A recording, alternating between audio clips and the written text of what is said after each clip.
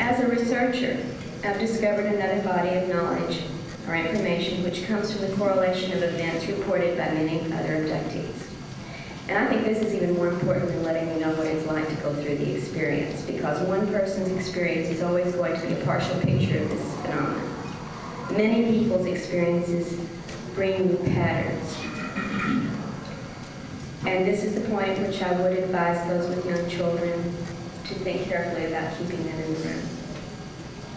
If you're interested in this phenomenon, you've probably read the Strieber books, David Jacobs, Edith Fiore, Bud Hopkins, Ray Fowler, etc., who've dealt with specific cases of abduction. Just to name a few, there are others. And all of these report on some aspects of the phenomenon. But I believe the material I want to present to you tonight is not as familiar, not as available. Frankly, I wonder if the researchers who are running into these similar reports are simply afraid to present it.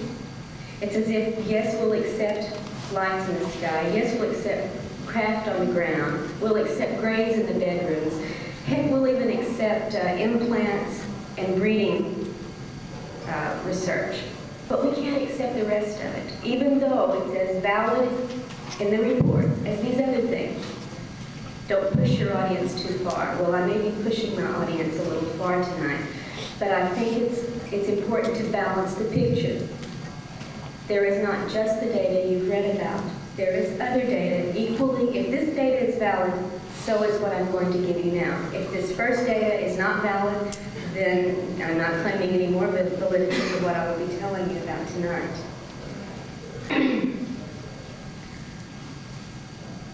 Now let me say before I start that my own ET experiences have not all been frightening or traumatic. I don't make that claim at all.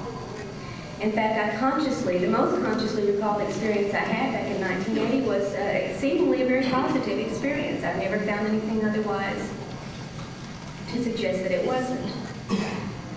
My husband has not been particularly traumatized. I mean, an implant is painful, but you get over it. The sexual encounter was so bizarre as to be just pushed away and does not seem to have affected him for a lifelong processes. So these are not things I'm going to tell you that happened to us. They're things that are reported in multiple cases by others.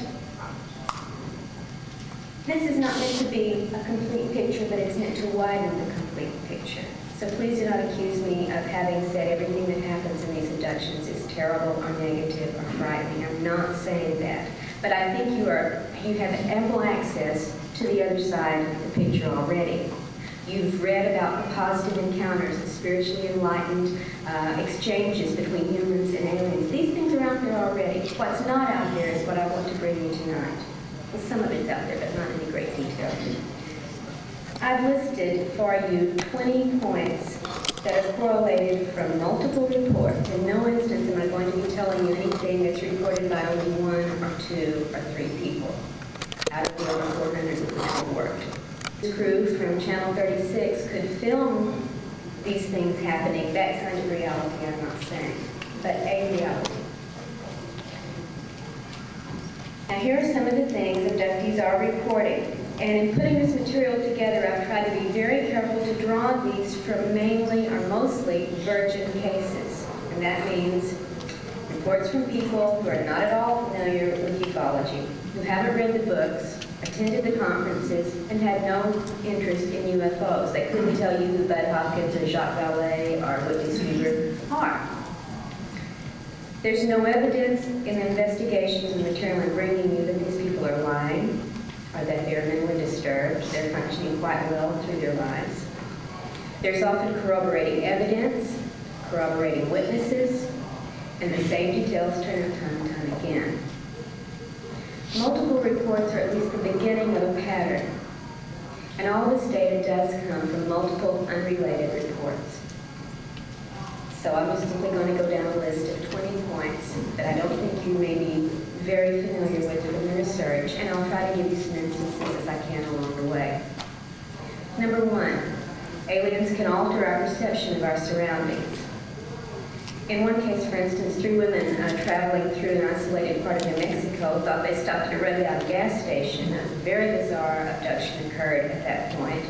And later, when my husband and I went to this area to check out the gas station, of course, no such thing existed.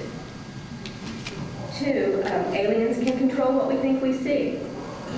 They can appear to us in a number of guises and shapes, and you may have read about some of these cases in which the screen of the beginning and onset of an abduction may involve some animal, a familiar animal in an unfamiliar place, an owl, a deer, a monkey, a rabbit. We also have reports where the ETs presented themselves as a dead relative, the Pope, a celebrity figure, even as Jesus. Number 3, aliens can take us, that is our consciousness. Now remember, I'm reporting, I'm not claiming. They can take us out of our physical bodies, disable our control of our bodies, install one of their own entities in it, and use our bodies as vehicles for their own activities. In one particular instance, a woman was abducted on her way to work one morning.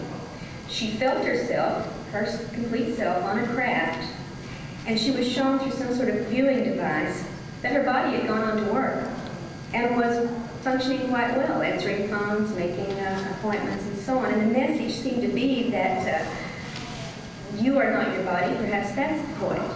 The message also came across quite clearly: we can do with your body as we will.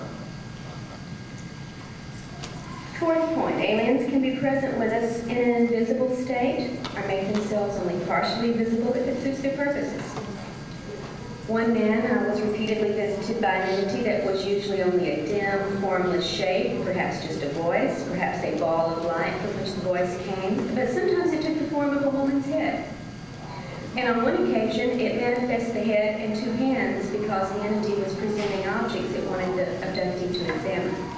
Nobody to go with the head and hands.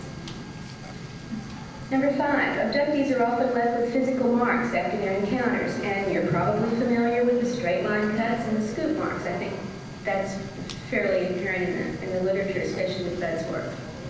But there are many other marks, such as certain patterns of bruises in particular areas of the body time and time again, as if people had been forcibly clamped or carried with great strength in these certain areas. There are discolored circles, claw marks, scratches, and punctures, single and multiple, and very, very often these marks form triangular patterns on the bodies of the abductees. Number 6, female abductees often suffer from gynecological problems in a greater percentage than the normal populace. There's so many instances I can't really draw on one to give you, but we have lost pregnancies, as you know, breast cancer,